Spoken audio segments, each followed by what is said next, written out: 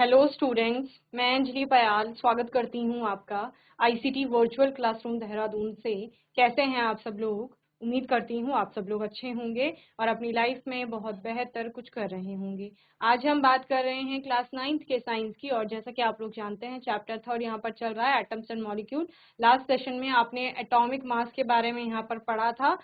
Atomic mass से हम लोग मॉलिक्यूलर मास को कैसे निकाल रहे हैं वो सीख रहे थे, यानी कि बेसिकली मॉलिक्यूलर मास होता क्या है, आणविक द्रव्यमान किसे कहते हैं, उस आणविक द्रव्यमान को किस तरह से कैलकुलेट किया जाता है वो हमने सीखा। और कुछ एग्जाम्पल यहाँ पर हमने देखे थे, कुछ अलग अलग मॉलिक्यूल का हमने मॉलिक्यूलर मास कैलकुलेट किया था। ओके, तो आज के सेशन में आगे कंटिन्यू करेंगे। सबसे पहले हम अलग अलग एलिमेंट्स का एटॉमिक मास याद कर लेंगे, ठीक है।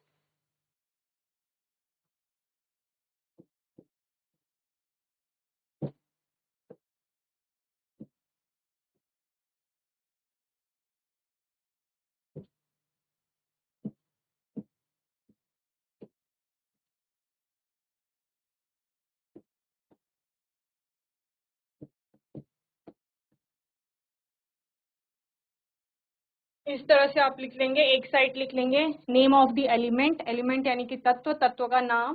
दूसरे में आप लिख लेंगे सिंबल, प्रतीक क्या लिख रहे हैं उसके लिए वो। और तीसरे कॉलम में आपका आ जाएगा यहाँ पर एटॉमिक मास। ओके, यानी परमाणु का द्रव्यमान या भार जिसे आप कह रहे हैं वो कितना हो।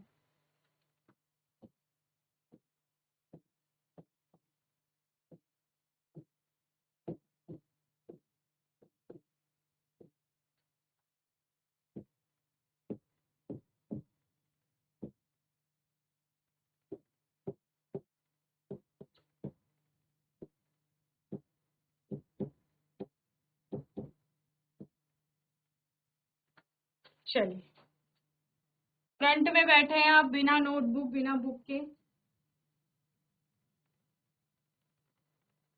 जी ऐसी धार चूल्हा, तत्व का नाम लिखिए हाइड्रोजन।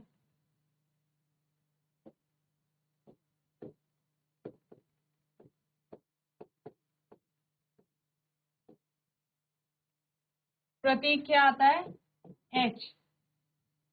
परमाणु द्रव्यमान 1.008 होता है, तो अप्रॉक्स 1 एक लिख लेंगे, ठीक है। और किस में आएगा? एटॉमिक मास यूनिट में, यानी एएमयू आप इसको लिख लेंगे, या यू भी लिख सकते हैं।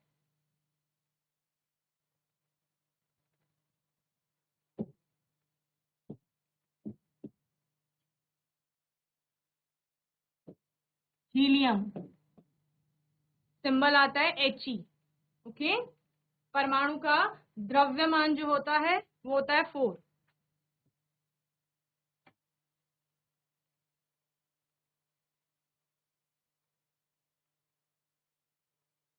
देन लिथियम,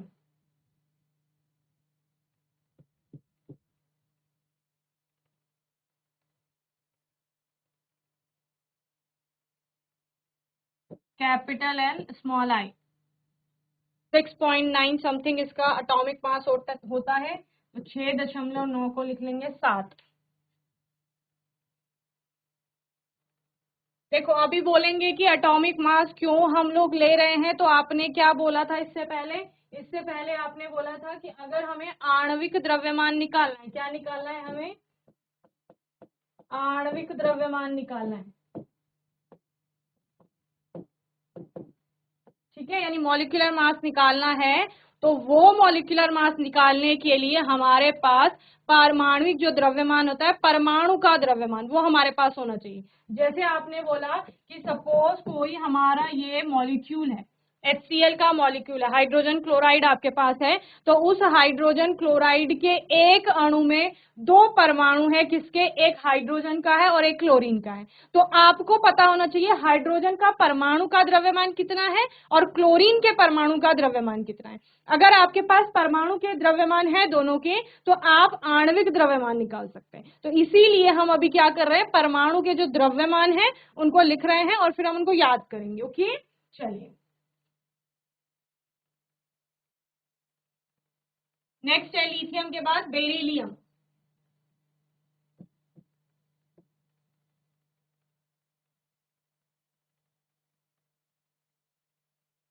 BE इसका सिंबल आता है।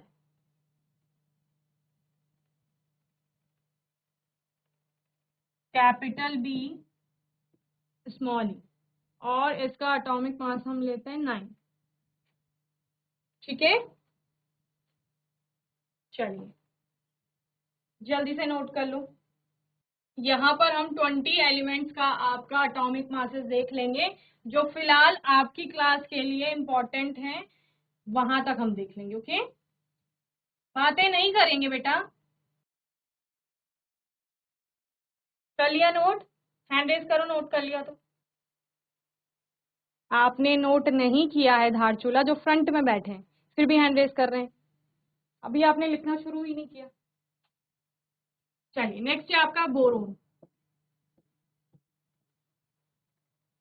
बोरोन का सिंबल आता है B, और एटॉमिक मास आता है आपका 11। ठीक है, यहाँ ऊपर लिख लेंगे, ये नेम ऑफ द एलिमेंट है, यानी कि तत्व का नाम है आपका, ये सिंबल यानी कि प्रतीक जो हमने उसके लिए सीखे थे, और ये आपका क्या है, परमाणु का द्रव्यमान है। ओके, बोरोन के बाद आपका है कार्बन। कार्बन के बारे में हम बहुत कुछ पढ़ते हैं, आगे की क्लासेस में आप कार्बन के ऊपर पूरा एक चैप्टर पढ़ेंगे 10th में, जहाँ पर कार्बन का वर्सेटाइल नेचर देखेंगे, जहाँ पे आप कहते हैं कि कार्बन जो है वो ज्यादातर तत्वों के परमाणुओं के साथ जुड़ेगा और फिर बंध बनाएगा और नए नए यौगिक बनाएगा। क्योंकि कार्बन इतनी बड़ी संख्या में यौगिकों का निर्माण करता है, तो उसके लिए एक स्पेशल ब्रांच रखी जाती है आपके साइंस में, केमिस्ट्री के अंतर्गत, जिसको ऑर्गेनिक केमिस्ट्री यानी कि कार्बनिक रसायन आपका कहा जाता है। ओके, तो यही कार्बन, इसके लिए सी आपका क्या आता है, सिंबल आता है, प्रतीक आता है, और एटॉमिक मास इसका होता है 12। Okay, then nitrogen. नाइट्रोजन आपने लास्ट सेशन में देखा था, जब भी हम नाइट्रिक एसिड का मॉलिक्यूलर मास निकाल रहे थे। ठीक है ना, सिंबल आता है कैपिटल N, और एटॉमिक मास होता है 40।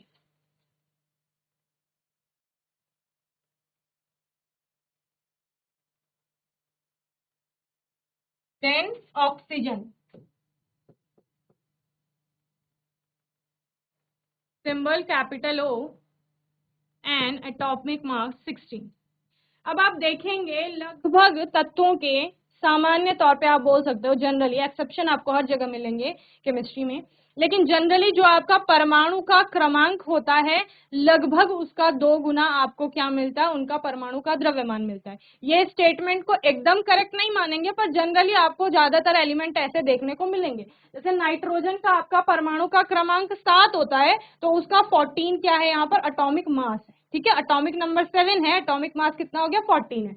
ऑक्सीजन का 8 होता है एटॉमिक नंबर, और एटॉमिक मास कितना होता है, 16। सेम कार्बन में भी है आपका, तो लगभग आपको मिलेगा। बाकी आप, ऐसा नहीं है कि हर किसी में ऐसा, ठीक है, किसी किसी एलिमेंट में आपको ऐसा भी देखने को मिलेगा। चलिए, देन क्लोरीन।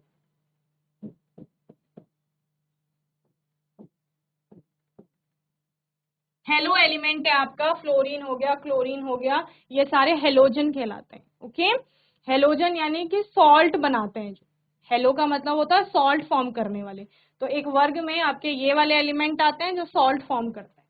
तो इसके लिए कैपिटल F आएगा आपका। ओके, परमाणु का द्रव्यमान इसका आपका 19 हो जाएगा। ओके, देन क्लोरीन के बाद आपका आता है नियोन।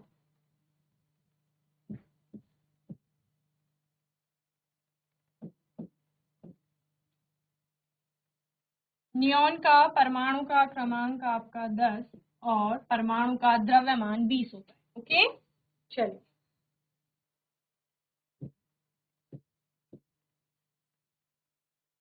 सोडियम, सिंबल होता है capital N small a, Na। Okay, धातुओं में आप इसको पढ़ते हैं, और पोटेशियम के बाद जो जिसकी रिएक्टिविटी सबसे अधिक होती है, वो यही आपका मेटल है, सोडियम। ठीक है, यही वो धातु है जो पोटेशियम के बाद दूसरी सबसे अभिक्रियाशील धातु। पहला आप पोटेशियम पढ़ते हैं, दूसरा ये, जिसके बारे में आप ये भी पढ़ते हैं कि ये अगर नॉर्मली पानी वगैरह के संपर्क में भी आती है तो आग पकड़ लेती है, तो ज्वलनशील है बहुत ज्यादा। ओके, 23 इसका एटॉमिक मास होता है। ओके, चलिए। मैग्नीशियम 12 परमाणु क्रमांक, कैपिटल एम स्मॉल जी, और 24 परमाणु का द्रव्यमान यानी एटॉमिक मास। नोट कर लिया, आगे चलें। Aluminium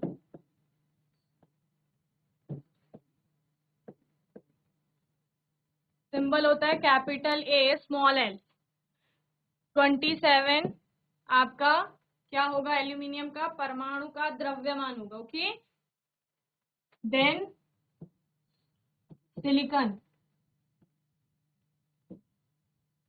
SI capital S small I, 28 atomic mass.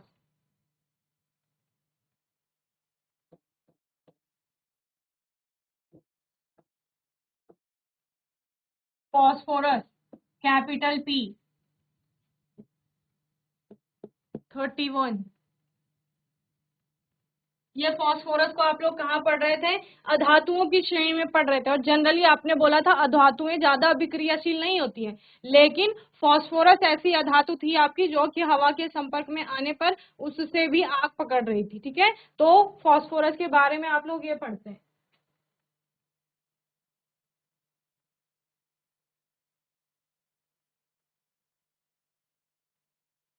Sulphur परमाणु क्रमांक 16, कैपिटल एस सिंबल, और 32 है आपका परमाणु का द्रव्यमान या एटॉमिक मास जिसे आप कहते हैं। कि क्लोरीन फ्लोरीन के वर्ग का तत्व है। ठीक है, अभी वर्ग समझ में नहीं आ रहा होगा, लेकिन जब क्लासिफिकेशन पढ़ेंगे एलिमेंट की कि तत्वों को वर्गीकृत भी किया गया है, तो वहां क्लियर हो जाएगा कि फ्लोरीन क्लोरीन एक ही वर्ग के तत्व हैं। एक ही वर्ग का बेसिकली मतलब क्या है कि जिनके गुणधर्म लगभग समान है। ओके, सिंबल आता है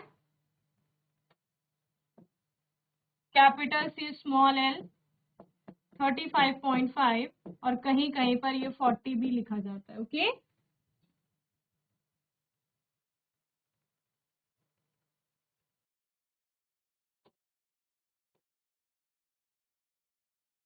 35.5 इसको आप लिखेंगे, और आर्गन का 39.9 समथिंग होता है, तो इसको आप 40 लिखेंगे। ओके, तो कंफ्यूजन नहीं होगा।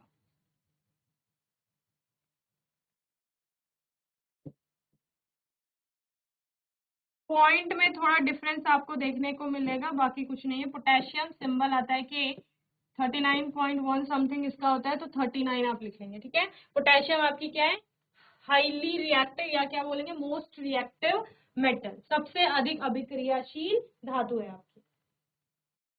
ये आप इसको ब्रैकेट में 39.7 लगभग भी लिख सकते हैं, तो आपको कंफ्यूजन नहीं होगा। ठीक है, तो ये अप्रॉक्स करके लिखा गया है आपके लिए। नेक्स्ट है आपका कैल्शियम, कैपिटल सी स्मॉल ए 40.1 समथिंग होता है, तो आप इसको अप्रॉक्स 40 मानते हैं। ओके, चलिए। तो ये सारे एलिमेंट्स आपके तत्व हैं, तत्वों के परमाणु हैं जिनका परमाणु का द्रव्यमान आपको दिया गया है। ओके, चलिए, क्या समझ में आया अब?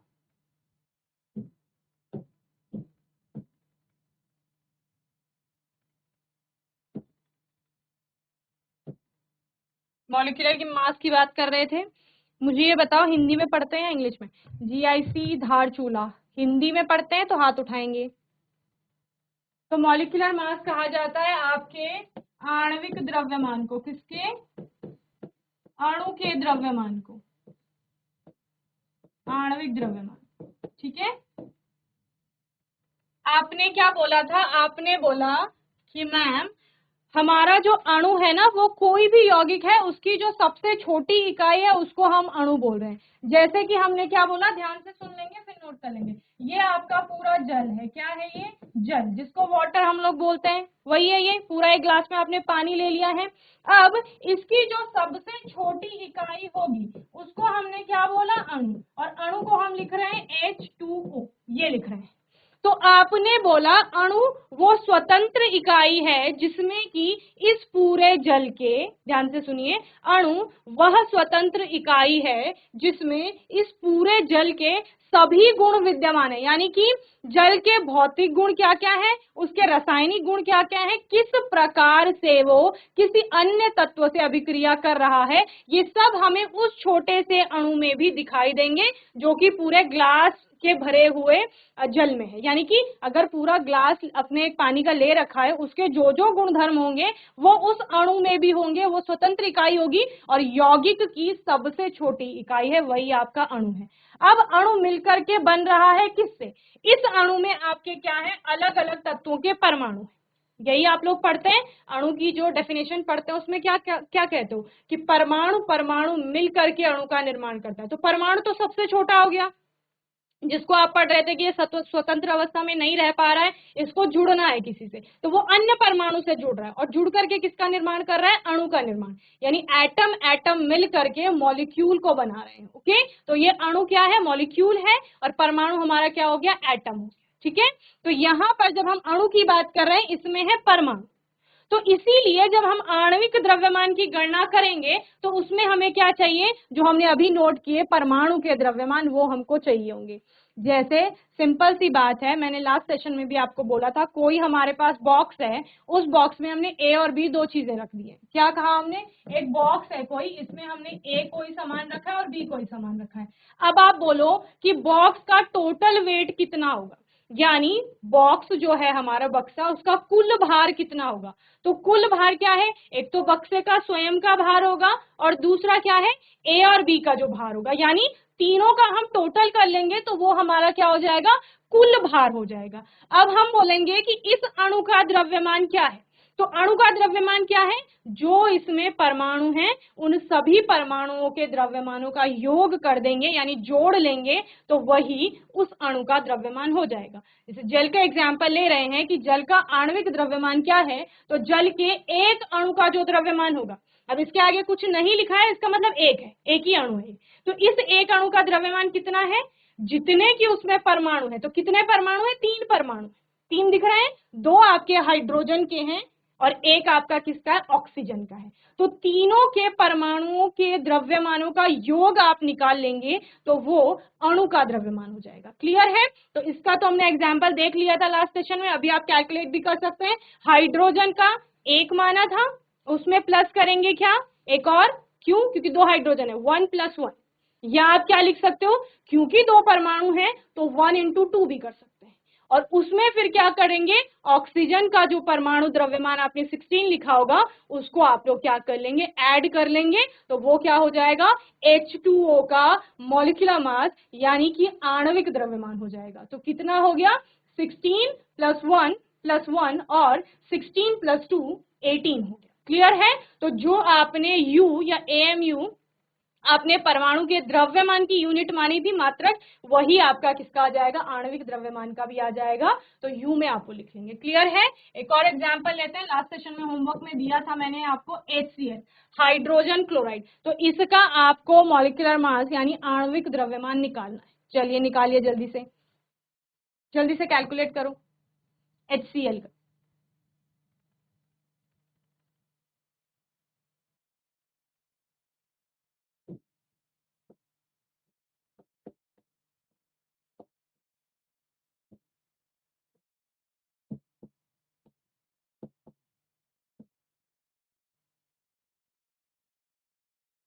चलिए GIC धारचूला, माइक ले लो। Good morning ma'am. Good morning ma'am Deepak Bhatt. Deepak, HCl का आणविक द्रव्यमान निकालेंगे, क्या लिखेंगे अब आगे, H का परमाणु द्रव्यमान, हाइड्रोजन है ना ये, परमाणु द्रव्यमान कितना है बच्चे, खाली एक एक एक होगा मैम, एक। और Cl क्या है, कौन सा तत्व है Cl किसका सिंबल है, क्लोरीन मैम, क्लोरीन का है, वेरी, क्लोरीन का परमाणु द्रव्यमान। ठीक है, जो लोग इंग्लिश में पढ़ते हैं तो वो लिख लेंगे मोलिकुलर मास ऑफ HCl। तो पहले लिखेंगे atomic mass of hydrogen, then atomic mass of chlorine. Okay, परमाणु द्रव्यमान कितना है बच्चे? मैम 33.5। 35.5, 35.5। अब क्या करेंगे? मैम पूरा मैम जोड़ देंगे। जोड़ देंगे, किस किस को जोड़ देंगे? मैम 35.5 और 1 को। ठीक है, तो जो हाइड्रोजन का परमाणु द्रव्यमान है उसमें ऐड कर लोगे आप लोग किसको? Cl का जो परमाणु द्रव्यमान है उसको। ठीक है, तो 1 प्लस 35.5। ओके, 5 कितना आ गया? 36.5। 36.5। तो ये 36.5 है HCl के, यानी हाइड्रोजन क्लोराइड जिसे आप बोल रहे हो, उसके एक अणु का द्रव्यमान होगा, यानी आणविक द्रव्यमान जिसे कह रहे हो। ठीक है, वेरी गुड दीपक, चलो नोट करो।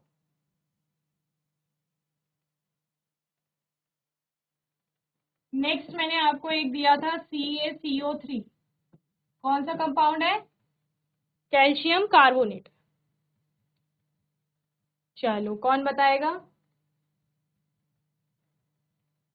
Pagalpur Mehrauli. Yes ma'am. Good morning, आपको आवाज आ रही है मेरी? Good morning ma'am. Yes good ma'am. Morning. ठीक है, तो कैल्शियम कार्बोनेट ये आपका एक कंपाउंड है, इसमें कितने तत्व हैं मुझे ये बताइए पहले। 3 तीन है, कौन कौन से? कैल्शियम, कार्बन और ऑक्सीजन। वेरी गुड, एक कैल्शियम है, एक कार्बन है और ऑक्सीजन है। कैल्शियम के कितने परमाणु हैं? 40। परमाणु कितने हैं यहाँ पर? एक। एटम कितने दिख रहे हैं? एक है। कार्बन का कितना है? एक। एक है। और ऑक्सीजन के? 3। तीन है। Very good. तो अभी हमें क्या करना है, पहले हमें कैल्शियम का परमाणु द्रव्यमान बताना है। ठीक है, कि कैल्शियम का परमाणु द्रव्यमान कितना होता है? कितना होता है? 40। 40 होता है। ठीक है, अब कार्बन का परमाणु द्रव्यमान?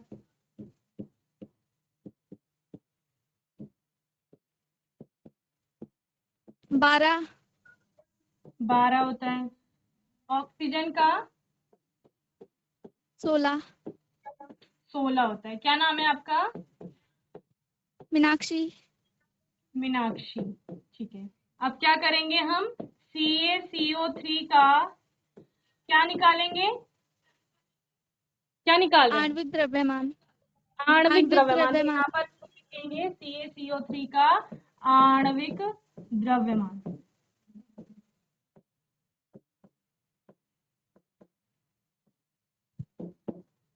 ठीक है, बराबर क्या हो जाएगा? कैल्शियम का द्रव्यमान कैल्शियम का परमाणु द्रव्यमान प्लस कार्बन का परमाणु द्रव्यमान कार्बन का परमाणु द्रव्यमान प्लस प्लस 3 मल्टीप्लाई ऑक्सीजन का परमाणु इंटू द्रव्यमान। ऑक्सीजन का परमाणु परमाणु द्रव्यमान। अभी सभी को बता दो 3 से क्यों गुणा किया? HCl में तो क्योंकि हमने ऐसा उसमें कुछ नहीं किया था। ऑक्सीजन का जो मान है वो 3 है, इसलिए परमाणु। ऑक्सीजन के जो परमाणुओं की संख्या है यहाँ पर वो 3 है, और इससे पहले जब हम HCl देख रहे थे तो HCl में हाइड्रोजन के भी परमाणुओं की संख्या 1 थी, H की भी, और क्लोरीन की भी एक ही परमाणु वहां पर क्लोरीन का था। यहाँ पर हम क्या देख रहे हैं, जैसे मीनाक्षी ने बोला कैल्शियम का परमाणु 1 है, इसलिए हमने उसकी मल्टीप्लाई अगर 1 से भी कर लोगे तब भी उतना ही आएगा, अगर नहीं भी करते हैं तब भी उतना आएगा। और कार्बन का भी परमाणुओं की संख्या एक ही है, लेकिन ऑक्सीजन के चूंकि यहाँ पर 3 परमाणु हो रहे हैं, जो कि आपको यहाँ पर मॉलिक्यूलर फॉर्मूले से भी पता चल रहा है, तो हम 3 से गुणा कर लेंगे। ऑक्सीजन का परमाणु द्रव्यमान 3 बार जोड़ो या 3 से उसको गुणा कर दो, आंसर उतना ही आएगा। तो आप क्या करते हैं, 3 से गुणा कर लेते हैं। ठीक है, बताइए आगे क्या करेंगे मीनाक्षी? आप कैल्शियम का परमाणु द्रव्यमान 40 प्लस 12 3 गुणा 16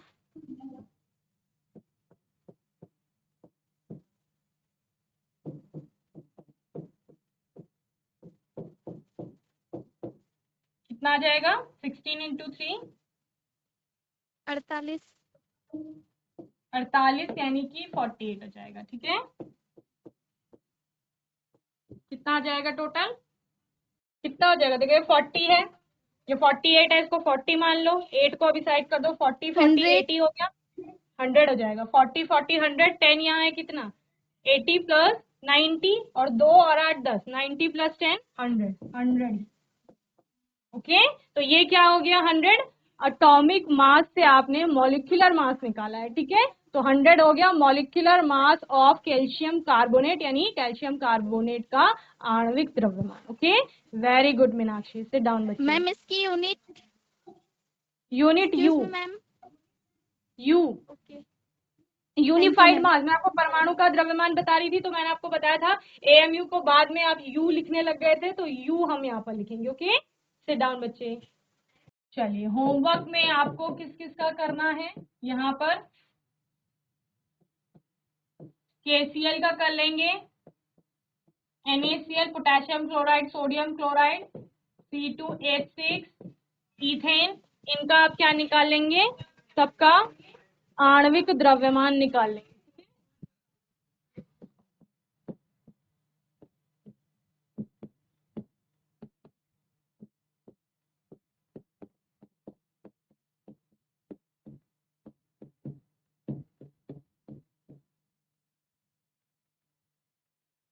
चलिए, तो मैं उम्मीद करती हूँ आज का सेशन सभी को अच्छे से समझ में आया होगा। आज के सेशन में हमने एक बार फिर से आणविक द्रव्यमान को अच्छे से समझा और तत्वों के परमाणु द्रव्यमान यहाँ पर लिखे और साथ में उनको आपको याद करना है। आज के सेशन में GIC धारचूला से दीपक और GGIC फागलपुर महरौली से मीनाक्षी ने बहुत अच्छे से आंसर किया है। सभी बच्चों को ऐसे ही पढ़ाई करते रहनी है और प्रश्न पूछे जाते हैं तो उत्तर देना है। बाकी आपका कोई भी डाउट होगा, क्वेश्चन होगा, आने वाले सेशन में आप लोग पूछ लेंगे। और तब तक के लिए ICT वर्चुअल क्लासरूम से जुड़ने के लिए धन्यवाद।